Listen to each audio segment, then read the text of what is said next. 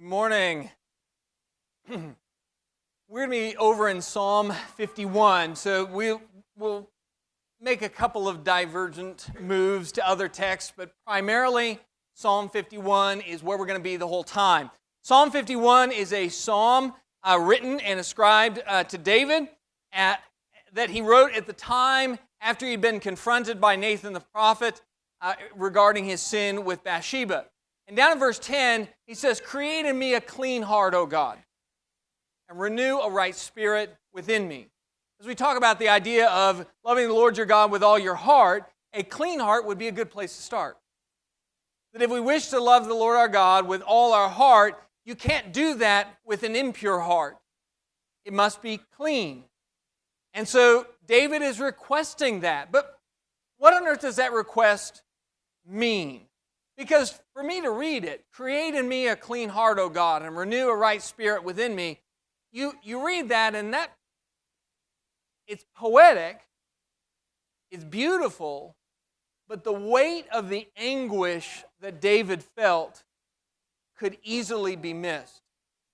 This is not a psalm that David wrote with eyes lifted to heaven and smile upon his face. This is a psalm that he probably wrote with tears dropping on the very page itself. We need a little bit of context to understand. When you look at David, the idea of creating in me a clean heart, the heart is a big deal in David's life. His life has been one of heroism. He has been the great hero of Israel, all the way back to the days of Goliath, right? He is, as a young man, he's the guy who defeats the giant, saves the nation. He is the guy that after that the crowds would sing his name above the name of King Saul. Saul has slain his thousands. David has slain his 10,000s. This is a guy who his fame continued to grow and grow. The more he fought, the more battles he won. There is a sense with David that everything he does turns to gold.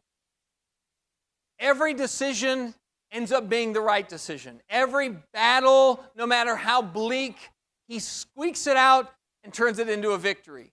There is no thing that it seems like he is incapable of doing. He is a warrior, and he's also then an empire builder. He fought as a soldier on the battlefield, but many good soldiers never turn into empire builders. They can be good in the moment of the war, but they're horrible when it comes to handling people. Well, David is the opposite. David is both individually a fantastic warrior. You set him up against the champion of any nation and he will win. And that literally happened. But then you give him men to lead, and those men will die for him. When you read of David's mighty men, they would do anything for him. There's an account in the Bible of David just offhandedly mentioning, "Boy, it'd be great to have a drink from a certain well." And 3 of his mighty men break through the enemy lines just to get him a cup of water from that well. They would die for him. Even the most motley of crew, because when he was out in the wilderness, some of the men that came and joined themselves to him were not necessarily great people. They didn't have great lives themselves. They were kind of the outcasts of society, yet they were better for being with David. And he was always God's favored son. 1 Samuel 16, verse 7, when God had Samuel to go and anoint a new king because Saul had displeased God. The current king, Saul, was not a righteous man. He was not thoughtful. He was not reverent. So God sought another person. He says, "I'm going to seek a new king, and he'll be a man after my own heart." And so Samuel goes to the house of Jesse, that's David's father, and has Jesse bring each of his sons. And so he starts with the oldest because, of course, the oldest is, especially in the Jewish world, he is the one due the most honor. And nope, not that one. No, he's not going to be king. And then the next one comes, no, not that one. And then the third elder says, no, not that one. And he goes through all of the sons until finally Samuel has to say, is there anybody, do you have any more kids? He goes, well, yeah, I do. I have one who's out in the field. Well, call him in. And even in this process, Samuel is going, surely, as each one goes by, surely this one is the right king. This is the next king. Look at these strapping young men. But what does God say? The Lord sees not as man sees. Man looks on the outward appearance, but the Lord looks on the heart. Create in me a clean heart, O God. When David says, create in me a clean heart, O God, what has his history been? He's been the guy with the clean heart. He's been the guy who's made the right decisions. He's been faithful. He's been honored by God. Everything about his life is a touched existence where God has been with him every step of the way. And David's made the right choices, even when it was hard. He's been honest. He's stayed his hand when he had a chance to slay Saul twice, and yet he doesn't do it. He has shown self-control. He's shown a sense of honor and virtue. He's spoken righteous words to people who are unrighteous. He's been bold and brave when everybody else was scared. He is the guy with a heart that God adores. And then all of that changes. All of that changes one day when it became the time of year when kings go out to war. David stayed home. And he's walking around in his palace, and he looks down and he sees a woman bathing. And it's an interesting thing that archaeology has done for us. Sometimes it exposes some things and some ideas and gives a better picture of what's going on in the text, because now we get some archaeological data. We know where David's house was. And in a town where everybody had a roof and they were flat. And so you would have parties on the roof, and you would treat it like an upper room. And Bathsheba was bathing on her rooftop. And everybody's rooftop is the same kind of level, except for David's. They found David's house, and sure enough, David's palace is exactly as you would expect a king's palace to be. It's up above everybody else. And so here's David. One day, in the day when kings ought to go out to war, and he's done all of the things. He's expanded the empire. He's been successful. People would die for him.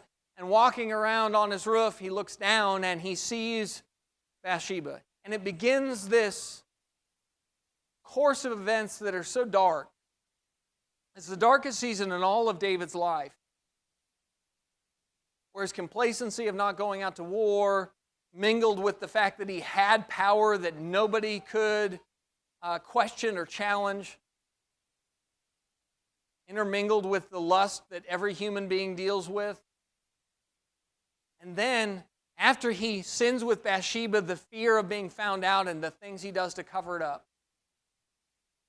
And it's like, is this the same guy? I don't know about you, but sometimes I read that section, it's almost like I have to think of, there's David and then there's the David with Bathsheba David. Like they're different people almost, is what it feels like. In fact, I know one brother, he goes, when I read about David, I don't even like David because when I think about all the things he did, I don't even like the guy. Now, I will tell you, I don't agree. I love David. I think there's a lot to be learned from David, and I think David is a good man, but I'll tell you, I can understand when you watch the things that he did in that season of his life why you would not like him. And I would argue that there were plenty of people who saw the things that David did and the consequences of those things, including his own son, and they did not like David. And so when David writes Psalm 51 and he says, create in me a clean heart, O God, and renew a right spirit in me, that is speaking to how far he has fallen. I got to get back to where I was. What's happened to me? And where this all comes to roost for you and I is maybe you are there right now. Where if you look around at the life that you're living right now, it does not match the life that you know you're capable of living.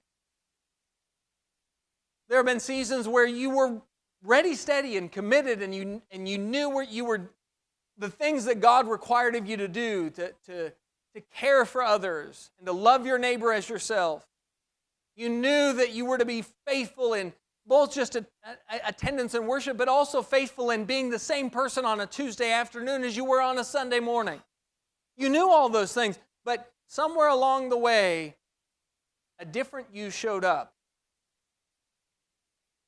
Maybe you're concerned that if people knew that the guy on Tuesday afternoon is different than the guy they're seeing Sunday morning, you were found out, it would all fall apart. Here's the value of Psalm 51. It is the great fall from grace.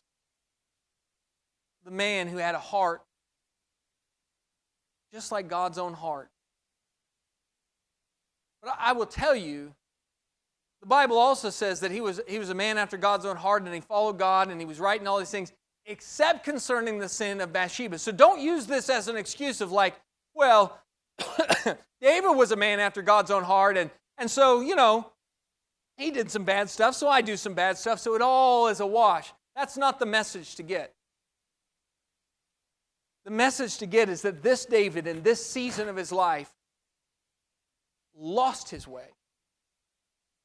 And the great grace given to David during that time is that he had time to get back to the person he ought to have been.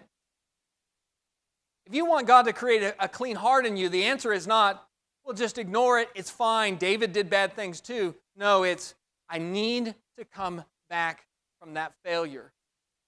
Because this isn't just about David's past, it's also about his future too. In Psalm 51, we're going to look here, and what I'm going to do is, I'm not going to quote a lot of specific verses within it, but I'm going to take you to ideas that exist throughout this psalm. And here is one of them. Throughout this psalm, David is looking towards getting back to being who we ought to be. God, teach me that I might be wise. Let me hear joy and gladness again. Clean my heart. Renew my spirit. Open my lips that they may offer wonderful praise to you. What David is saying is, I have failed. And I'm not who I know I should be. And when you are not who you know you should be, when you have that realization, you have that Nathan moment, because Nathan the prophet comes to David, and his answer to David is, you are the man. You're that guy that you always look at and go, oh, I can't believe somebody would act like that. You ever done that? You ever judged another human being? Maybe you saw somebody on TV, or you had a guy that you saw in traffic, and the way they were driving, you go, look at how reckless they are. Look at that guy. You ever had a that guy? What Nathan says is that guy, David, is you. You're all worked up over how other people behave. You're that guy, David. And when David realizes that, there's two questions he's left with. One, can I be forgiven?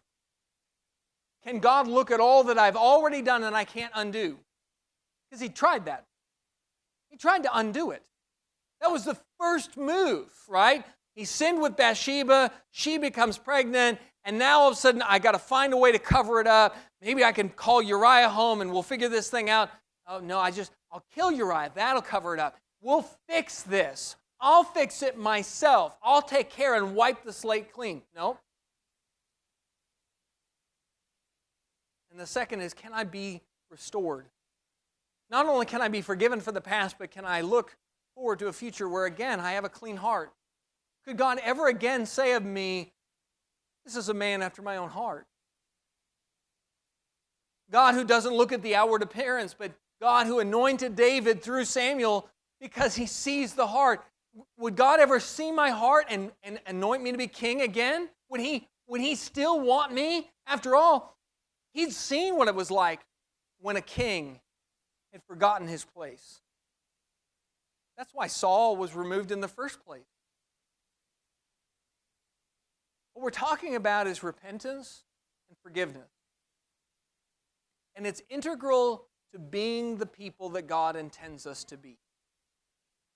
Christianity is not just about the good times. In fact, I would argue it's primarily about the bad times. The times that you will draw closest to God, grow the most, they are not the times when everything's going well. They're going to be the times when things are bad. And so David says, create in me a clean heart, O God. What now? What does that look like? What does it look like for David to have that happen? Well, here's what he wants. And you can see it in verse after verse after verse. Wash me, God. Cleanse me. Purge me. Purging something is just get this filth out of me. Blot it out. Mark it off. Erase it. You ever try and solve a math problem and then you realize your calculations are off, so you just erase part of it, and then you do it again? No, I'm still wrong, so you erase again. Eventually, you kind of go through this whole blotting out process, and you have no paper left. Right? The paper gets torn and smudged, and it's never quite the same as it once was. We have a handle on our car that's badly designed. I have replaced it 6 times. It's this handle on the slider. And the way that it's designed is cheap plastic, and they don't sell a metal version of it. I've looked. I even looked into having somebody cast it in metal. So irritating. But I will hear that thing as the kids pull on it. I will hear it, and you'll hear that plastic. It's like I can hear it in my head. I don't even know it's real or it's just my mind. But I'll hear it like stress. And I know inside that thing, the internal structure of that handle is breaking. Like that plastic is flexing, and eventually it's going to come off in somebody's hand. And I will tell you, 9 out of 10 times, or 5 out of 6 times, it has come off in my hand. I am not the only person who uses that door, but I win the lottery with that every time.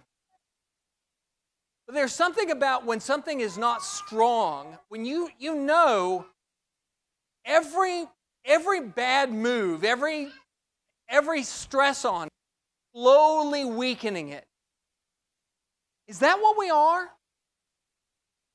Is that what I'm relegated to in life? Is living a life where I know I got to try doing the right thing, but every time I do the right thing, I don't actually do it as well as I should, and eventually the wheels are going to come off. What David is saying is blot that out. Deliver me from what? From me. Deliver me from me. If you want to be renewed and restored, if you want to be forgiven, if you want to be washed and cleansed and purged, you're going to have to do what David does in Psalm 51. You're going to have to sit with your sin some.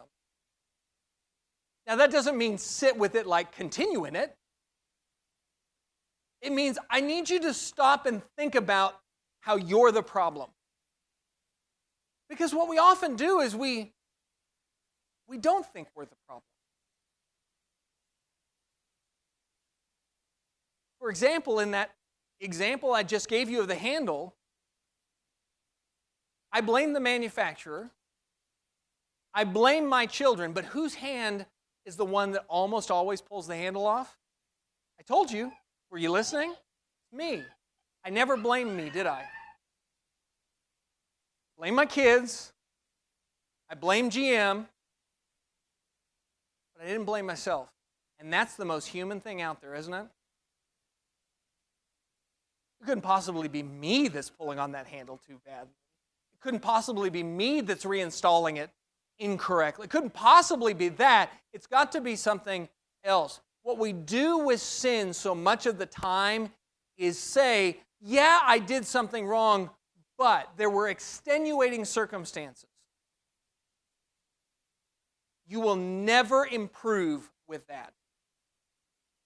You will never improve. You will never get back to God as long as you're caught in extenuating circumstances. You need to sit with your failure. It's not somebody else. You need to take extreme ownership of it. It's not other people. It's not the circumstances. It's not luck or happenstance or what. It's you. It's you. And part of that means no more euphemism. For those of you who are not familiar with the term euphemism, a euphemism is when we take a word that we don't want to say and we find a kinder, calmer version of it. It's most commonly done with swear words, and that's why you have the big uns, and then we have the kind ofs. A euphemism is, I'm going to say something, but I'm going to try and say it in a way that is socially acceptable. We do that with the word sin. I made a mistake. That's a big oops. Sorry, that's on me. All of those are ways of me not saying what David says over and over and over again in Psalm 51. He talks about his transgression, his sin, his evil. When was the last time that you did the wrong thing and you said, I have done evil? I bet you for many of you, you're like me, probably never. I never think of myself as having done evil. I might on occasion say, I sinned. I can think of some times where I've done that, but that was only when it was, really bad. But what we do most of the time is we create euphemisms for it. But David talks about his iniquity, or perhaps most telling, his blood guiltiness. Well, when you start using the term blood guiltiness, you can't help but think about Christ. Because my guilt cost his blood. Euphemisms make it easier for me to rationalize away my guilt. Because if I can find somebody else who's doing worse than me, I can feel better about myself. If I can find somebody else who's a part to blame, right? It's interesting, even if I'm 90% to blame, if I can find somebody for that 10%, whew, it's a good day. It's a good day, right? I found somebody else to bring along with me. But David doesn't do that. And Psalm 51, in fact, if you go down, start in verse 3, I know my transgressions and my sin is ever before me. Against you, you only have I sinned and done what is evil in your sight, so that you are justified when you speak and blameless when you judge. What David is saying is, when I think about my guilt, my sin, God, you're justified. If God is mad at me for what I've done in my life, he's justified. And when was the last time you thought of it that way? Now, when I say that, I'm not trying to tell you that I am doing a great job in this. I am awful at this. I rationalize with the best of them. But it's one of the most human things that we do is we find some way to think, well, no, I'm actually a pretty good person. And what we really mean is I found somebody else who did something worse or something I found more disgusting. Or I found a way to rationalize how, due to this circumstance that I was put in, I did the best I could. That's an interesting phrase, isn't it? I did the wrong thing, but I did the best I could. No. Maybe you did the best you thought of at that moment, but what does 1 Corinthians tell us? That with every temptation, there is always provided by God a way of escape. You didn't do the best you could. When you sinned, you didn't do the best you could. Jesus did the best he could.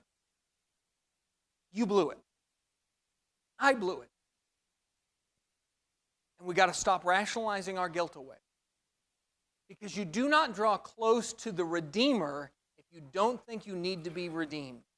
And you do not understand how beautiful the grace of God is until you realize, I'm the man. It's not that person over there, or that person, or the culture. You know, we blame the culture for everything. And again, I do this. I blame the culture for everything. Oh, the world we live in today. The world has always had sin. It's always had guilt. It's always had transgression. It's always had temptation. It is on me to choose. And so if you want to be right with God and you want God to create in you a clean heart, the first thing you have to do is own it. If you have sin in your life, stop. Stop rationalizing it. Stop blaming your spouse. Stop blaming your kids. Stop blaming the church. Stop blaming the world. Stop blaming God. And so you might be thinking right now, well, I don't blame God. Yeah, but if you put things in the context, well, that's just the way I am. Who made you? When you say, oh, that's just the way I am, as a way of rationalizing sin, who made you? You're blaming God. And what David says is, my sin is ever before me, and who's justified? Not David. God's justified. Psalm 51:10. Sacrifices of God are broken spirit. A broken and a contrite heart, O God, you will not despise. A broken and a contrite heart, O God, you will not despise. Here's the good news. If you do all those things that I just told you to do, you stop calling it an oops, a mistake, you stop rationalizing it, and you sit with your failure, and you own that failure, and you pray to God about that failure, God is pleased with a broken and a contrite heart. And the other thing is that broken and contrite heart of David tells you something about David, because you can't break a heart that doesn't love something, right? A broken and contrite heart, we don't use the word contrite as often, but we talk about a broken heart all the time. If somebody has a broken heart, what happened? Their love, something they love, some person that they loved, that relationship failed. It fell apart. Maybe you had that person you were dating in high school and you thought you were going to marry, or you're dating in college and you thought you were going to marry. And then one day she realized who you were was gone. Or maybe one day you realized who she was, and you had to call it. You were brokenhearted, weren't you? Brokenhearted is when something ends, and it ends when we didn't want it to. If you've ever lost a loved one, you are brokenhearted over that. When David is talking about a broken and contrite heart, he's saying that's what my heart is. And the good news is that means David, throughout all of his sin, he still loved God. He loved God. And he blew it. Oh, see what I just did? You see what I just did? Man, he blew it. You know what that is? A euphemism for sin. Man, he sinned, he transgressed, he committed evil, blood guilty. And his heart was broken because of it. But the other thing that happens is God does not show contempt for that contrition. When David comes hat in hand, writes this psalm, bears his soul before God, and says, I have sinned against you, you only have I sinned. He's so vulnerable in that moment. He's the opposite of what you expect from a king, right? Kings are all about strength and power and show of force, right? Peace through strength. But David is vulnerable, and he's humiliated, and he's ashamed, and he bears all of that. And that's the time to crush him. That's not what God does. God does not despise the person who owns their sin. Oftentimes, when you've been living a wicked life,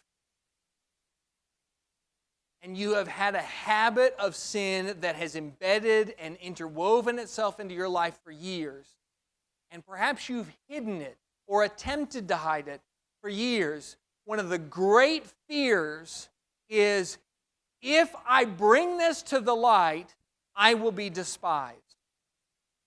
So the other option is, keep it in the darkness and continue. What God is saying is, I need you to be brave. The only path out of sin is bravery. You've got to have the bravery to own it. And then when you bring that which is dark into the light can cleanse it. God doesn't despise it. Instead, when you look at Psalm 51, there's these bookends on this psalm. And that's often the case with psalms, where if you look at the beginning of the psalm and the end of the psalm, they often will bookend each other with a theme. Psalm 51 starts with, have mercy on me, O God, according to your steadfast love, according to your abundant mercy. And it ends with, do good to Zion in your good pleasure, build up the walls. What's interesting is David has been talking about himself, but he ends by talking about Zion, about Jerusalem, and saying, God, build up the walls. You know why? Because he's the king of Jerusalem. Do not, God, please, in your good pleasure, do not let this sin be the undoing of the nation. Instead, God, build up the walls out of your good pleasure. And the answer that we find is that is who God is. Forgiveness, right? I have failed. Can I be forgiven? Yes. And you can be forgiven not because you're a better person now, not because you feel really sorry, but because of what verse 1 says, according to God's abundant mercy. You can be forgiven because God is who God is. Forgiveness is a testament to the character of God and is one of the most beautiful aspects of Christianity. At the center of Christianity is the cross.